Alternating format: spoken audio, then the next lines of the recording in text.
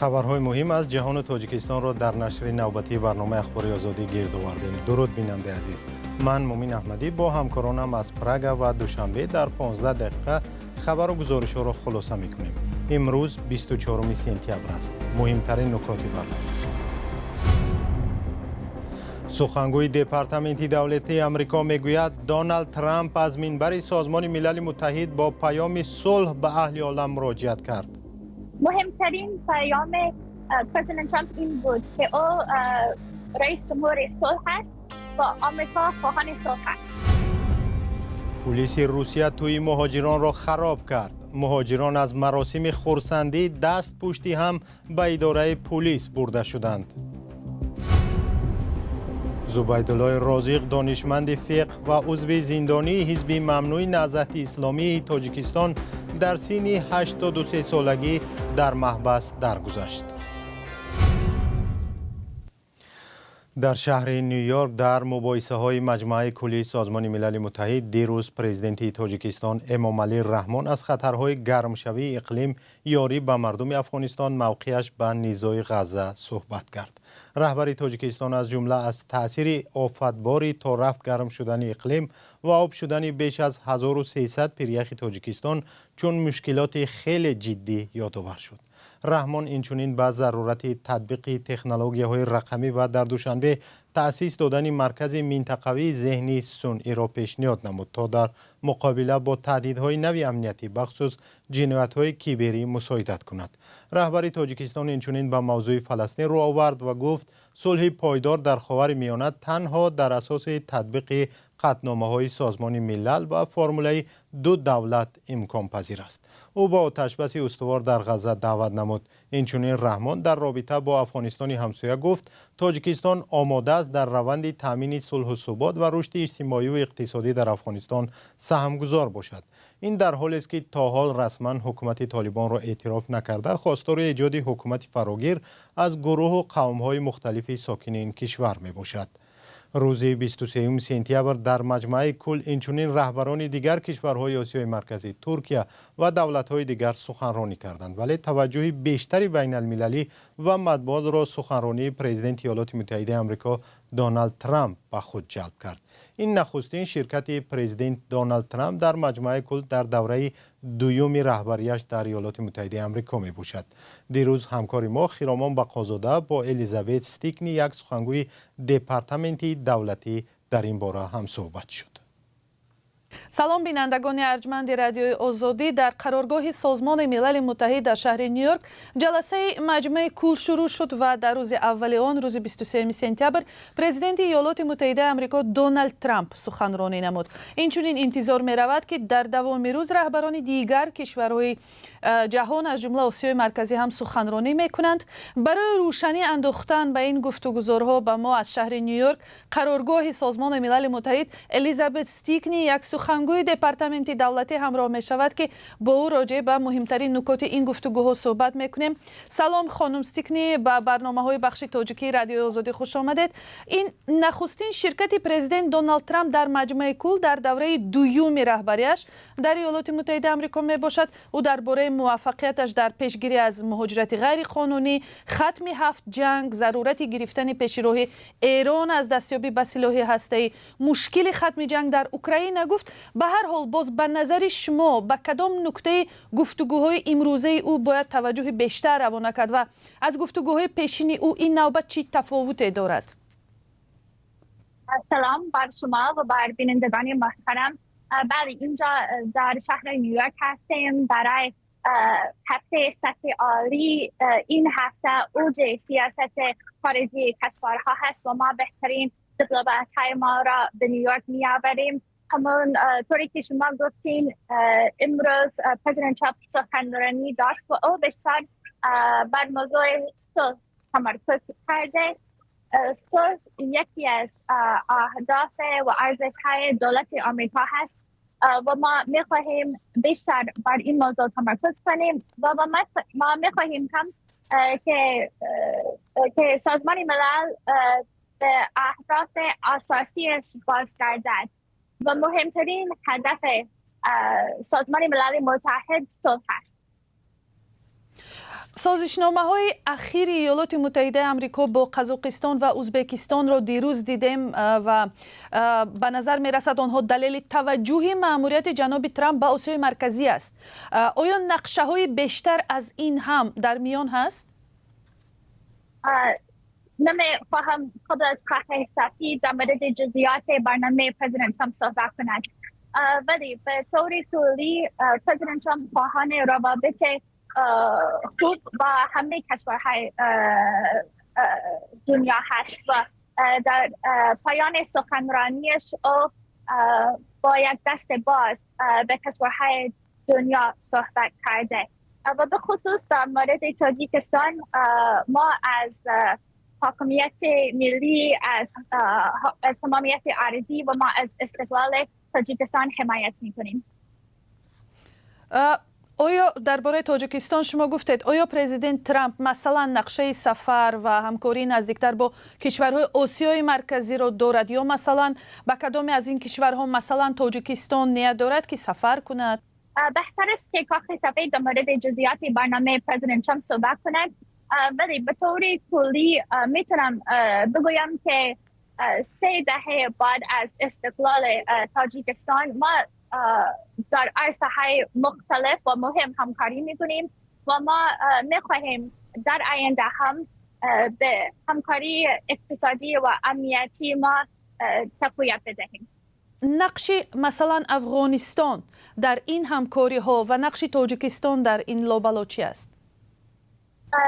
در مورد افغانستان به طور کلی میتونم بگم که ما میخواهیم که طالبان اقدام کند و باید در اول بگم که بعد از زمین لرزه های مرگبار که در افغانستان اتفاق افتاده ما به مردم افغانستان تسلیت میگویم. اهداف دولت آمریکا در افغانستان اولا حفاظت از مردم ما و از وطن ما و ما میخواهیم که همه آمریکایانی که به ناحق در افغانستان بازداشت شدن آزاد شوند.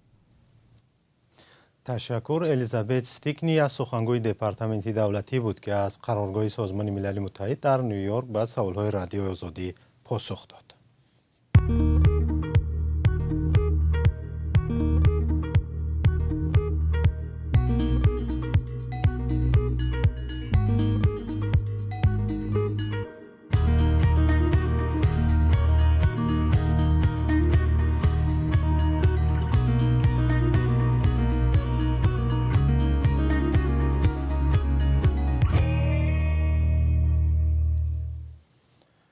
مقامات انتظامی روسیه شب 23 سپتامبر در کراسنویارسک وارد یک مراسم خرسندی مهاجران زاده آسیای مرکزی شده 10 نفر را بازداشت و بازپرسی کردند. خبرگزاری‌های محلی نوشتند که اکثر آنها زادگان ازبکستان بودند. کارمندان پلیس و آمان روس زمانی وارد مراسم خرسندی شدند که برنده سخنرانی میکرد و مهمانان خوراک میخوردند. یک تن از کارمندان آمان بلندگو از دست برنده محفل گرفته امر داد که حاضرین سندهایشان را برای تفتیش آماده کنند. پلیس در خبرنامه‌اش گفته است که در این مراسم 620 نفر شرکت داشت و آنها عملیات ضد مواد مخدر انجام دادند.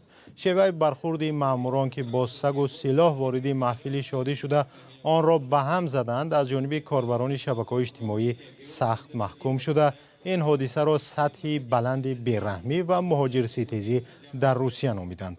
اما پلیس گفته است که در این محفل 210 مهاجر خارجی حضور داشت و آنها تفتیش کردند که 8 نفر آنها غیر قانونی در روسیه زندگی می‌کرده است. در نواری نشر کرده پلیس دیده می شود که آنها گروهی از مهمانان محفل را دست پشتی هم با اتوبوس به شعبه پلیس میبرند. مقامات انتظامی روسیه چند سال اخیر با بدترین شیوه با مهاجران برخورد کرده بی آگاهی به جای خواب و کاری آنها حمله می کنند. سازمان های حامی حقوق مهاجران روسیه را برای پیش گرفتن سیاست بیگانه ستیزی، آزار و اذیت مهاجران و همزمان شرایط درستی کاری فراهم نکردن برای آنها تنقیب می کنند. یک دانشگاه در شهر کلاب نقشه دارد که فناوری‌های اینوواسیونی و رقمی را در ساحه کشاورزی تاجیکستان جاری کند. در این باره همکارم محمود جان رحمتزاده گزارش می‌دهد. برای کشاورزان در دانشگاه اینوواسیا و تکنولوژی رقمی پهپاد یا درون ساخته می شود. این پهپادهای دارای هوش مصنوعی قرار است کار کشاورزان را آسان کنند. این یکی از نتیجه‌های تشکیل یافتن اکادمیای هوش مصنوعی است. حالا قرار است برای دانشگاه 3 آزمایشگاه دیگر خریداری کنند. توزی انامو کوادراکوپترایی که هست انامو را ساختن در کار و انامو ابراباسیای حاصل میگیم که ابراباسیای حاصل یعنی کوادراکوپترایی که خاراکتر حربی ندارند. دانشگاه اینواسیون و تکنولوژی رقمی در کلاب نو تأسیس یافت. تا این وقت این دانشگاه در زمینه دانشکده فعالیت میکرد. ساختن پهپادها را دانشگاه با کمک متخصصان چینی آغاز میکنند. همزمان باید متخصصان خود را آماده کنند. گپ در سر این که از ما قطعی دانشگاه شیخیزی خیتوی ما علاقه کاربری را بودیم شهرنامه را به امضا رساندیم. یکی از قسمت‌هایی که هست و یا قسمت‌ها را اگر تامین کنن مثال تامین کرده تماما ما تامین میکنن و کوادراکوپتر در اساس برنامه‌سازی خب برنامه‌سازمون و کوادراکوپتر را ما میسازیم. پهپادهایی که باید ساخته شوند حتی به حساب و کتاب و آمارگیری یاری میرسانده است. این تجربه نخستین است که نصیب کشاورزان منطقه می شود. آن در آینده به منطقه های دیگر کشور نیز پهن خواهد شد. زبیدالله رازق عضو پیشینی ریاست عالی حزبی در تاجیکستان ممنوع نهضت اسلامی صبح 24 سپتامبر در زندان درگذشت. این سابقه‌دار حرکت سیاسی اسلامی و دانشمند فقه 83 سال داشت و با گفته نزدیکانش بعد از یک بیماری طولانی فوتیده است. او هنوز پیش از محکوم شدنش به 25 سال حبس در سال 2015 از این بیماری رنج می‌کشید. رهبر حزب ممنوع نهضت اسلامی محیدین کبیری که در خارج از کشور به سر میبرد به اهل خانواده رازق تعزیه بیان کرد. قبل از همه همدردی خود را به خاطر شهادت داماد زبیدالله رازق، عالم، فقیه، سیاستمدار و روزنامه‌نگار شناخته شاگردان بیان میکنم و ریشخند تقدیر را ببینید دوستان عزیز که دیروز من در شهر اسلو با مقامات نروژ و با رهبریت کمیته نروژی هلسینکی درباره زندانیان سیاسی وضعیت دشوار آنها صحبت کردم و امروز خبری در گذشت داماد زبیدالله رازق به ما رسید و دقیقا همین قضیه بیانگر یک فاجعه بزرگ ملی و بخصوص برای زندانی‌های سیاسی می باشد و موضوع اساسی دیروزه صحبت ما هم در اطراف همین بود و البته در قطار آن درباره پرونده دادگاه بین المللی که ما علیه حکومت امام علی رحمان آماده کردیم و فرستادیم که البته این هم با کمک و پشتیبانی مستقیم سازمان‌های بین المللی از جمله کمیته نروژی هلسینکی صورت گرفته بود. مسئله در این است که سوال ما یا موضوع اساسی ما این بود که چرا جامعه جهانی با زندانی‌های سیاسی روسیه، بلاروس یا کشورهای دیگر یک خیلی مناسبت میکند اما با قضیه زندانی‌های سیاسی تاجیک مناسبتشون کاملا دیگر است، یعنی به تفاوت هستند. نزدیکانش روز 24 سپتامبر برای گرفتن جسد زبیدالله رازق به محبس شهر وحدت رفتند. با گفته نزدیکانش زبیدالله رازق تا زندانی شدنش در سال 2015 گرفتار بیماری دل بود. او را سال 2024 یک مدت در بیمارستان زندان شهر وحدت بستری کرده بودند. پس از همدست اعلان شدن حزب نهضت اسلامی تاجیکستان با واقعه‌ای که همچون آشوب مسلحانه جانشین پیشین وزیر دفاع جنرال عبدالحلیم نظرزاده معروف به حاجی حلیم گفته می شود، زبیدالله رازق همراه با ده‌ها اعضای سرشناس این حزب بازداشت و زندانی شدند. رهبران حزب و نزدیکان بازداشت شده‌ها شرکت در اسیان مسلحانه را همیشه رد کرده دلیل‌های دادگاهی را به پای خواندند. برنامه اخباری آزادی به پایان رسید. اگر خود شما هم شاهد کدام خبر یا حادثه بودید لطفاً با رادیو آزادی در میان گذارید. خدا نگهدار.